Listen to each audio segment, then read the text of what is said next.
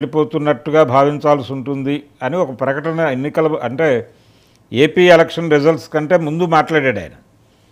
దాదాపు దాన్ని అక్నాలెడ్జ్ చేస్తూ దాన్ని ఎక్స్టెండ్ చేస్తూ రేవంత్ రెడ్డి గారు కమ్మ సభలకు హాజరై వచ్చిన సందర్భంగా ఆ రోజు ఆయన వేదిక మీద మాట్లాడినటువంటి ప్రతి అంశాన్ని క్రిటిసైజ్ చేస్తూ ఆయన ప్రకటన చేశాడు. ఇలా చాలామంది రియాక్ట్ అయ్యారు దానిలో ఆయన మాట్లాడినటువంటి పద్ధతి మీద.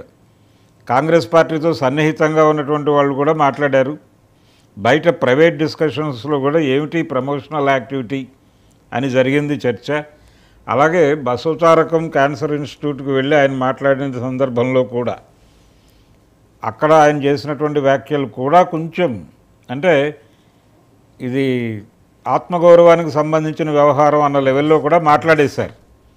ఇప్పుడు క్షత్రియ సమావేశానికి ఈయన హాజరవటం, ఈ కులాల తాలూకా మూలాలన్నీ ఆంధ్రాలో ఉండటం, ఎందుకు వీళ్ళని మంచి చేసుకోవడానికి ప్రయత్నం చేస్తున్నాడు, ఎక్కడుంది వీళ్ళ ప్రజెన్స్ ఇక్కడ అంటే ప్రధానంగా హైదరాబాద్ చుట్టుపక్కల ప్రాంతాల్లో వీళ్ళ బలం ఉంది. గతంలో జరిగినటువంటి అసెంబ్లీ ఎన్నికల్లో ఈ సెటిలర్ ఓట్లన్నీ కూడా బీఆర్ఎస్కి వెళ్ళిపోయినాయి. ఆ తర్వాత జరిగినటువంటి పార్లమెంట్ ఎన్నికల్లో కొంత కాంగ్రెస్కి వచ్చింది, కొంత బీజేపీకి డైవర్ట్ అయింది. బీజేపీకి డైవర్ట్ అయిన సందర్భంగా ఆయన మల్కాజ్గిరి నియోజకవర్గాన్ని కూడా నిలబెట్టుకోలేనటువంటి పరిస్థితి.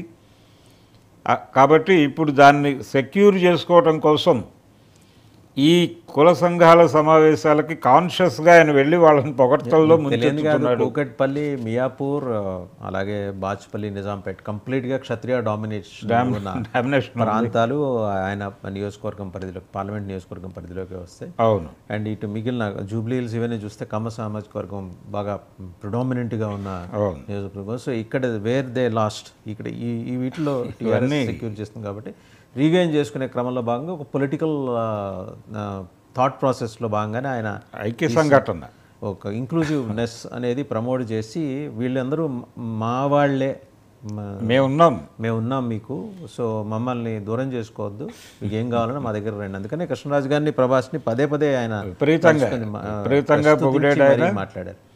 ప్రభాస్కి లేకపోతే పాన్ ఇండియా సినిమా ఉండేదా, అసలు తెలుగు సినిమాకి అంతర్జాతీయ ఖ్యాతి దక్కేదా అనేదాకా వెళ్ళిపోయాడు ఆయన. అంటే రేవంత్ రెడ్డి గారి మీద ఇప్పుడు పర్టికులర్గా ఈ క్షత్రియ సమావేశంలో మాట్లాడి బయటకు వచ్చిన తర్వాత వస్తున్నటువంటి విమర్శల్లో ఈయన మైక్ తీసుకుని ఎవరినన్నా పొగడటం మొదలు పెడితే చాలా ఎక్స్ట్రీమ్కి వెళ్ళిపోతున్నాడు. అంటే సంయమనం పాటించటము, కొంచెం క్రిటికల్గా వ్యవహరించటము అనేది కనిపించటం లేదు రేవంత్ రెడ్డి గారి దగ్గర. అలాగే కొన్ని స్పెక్యులేటివ్ స్టోరీస్ మీద ఆయన రియాక్ట్ అవుతున్నటువంటి పద్ధతి, దాని మీద కూడా బయట డిస్కషన్ జరుగుతోంది. ఆ మధ్య ఆయన షర్మిల వ్యవహారంలో ఆవిడ కడప నుంచి కంటెస్ట్ చేస్తే నేను వెళ్ళి డోర్ టు డోర్ క్యాంపెయిన్ చేస్తాను అని మాట్లాడటం, ఇలాంటివి. అంటే మైక్ ముందుకు వచ్చిన తర్వాత ఆ అగ్రెసివ్గా వెళ్ళాలి అనుకునే దీనిలో ఆయన ఉన్నాయి. ఇది లీడ్ పెడితే అంటే ఇప్పుడు వాళ్ళు చెప్తున్నటువంటి 200 రూపాయలు 250 రూపాయలు నేరుగా ఒక వ్యక్తి అకౌంట్లోకి వెళ్ళింది అనే మాట బయటకు వస్తుంది. ఈ వ్యక్తి ఎవరు అనేది ఇంకా బయటకు మాట్లాడాల్సి ఉంది. నేరుగా దీనికి సంబంధించి ఈ 1,00,000 కోట్ల వ్యవహారంలో జగన్మోహన్ రెడ్డి గారి ప్రమేయం ఉంది, ఆయన అకౌంట్లోకే వెళ్ళినాయి ఇవన్నీ అనే మాట కూడా ఆల్రెడీ ఓపెన్గా తెలుగుదేశం కార్యకర్తలు, నాయకులు మాట్లాడేస్తున్నారు, చాలా కాలంగా మాట్లాడుతున్నారు. దీన్ని లీడ్ తీసుకెళ్ళి అక్కడ ఇప్పుడు ఎలాగూ ఆయన ఇంటి పక్కన ఉన్నటువంటి హోటల్లోనే ఉన్నారు వాసుదేవరెడ్డి గారు అంటున్నారు, జగన్మోహన్ రెడ్డి గారు ఉన్నటువంటి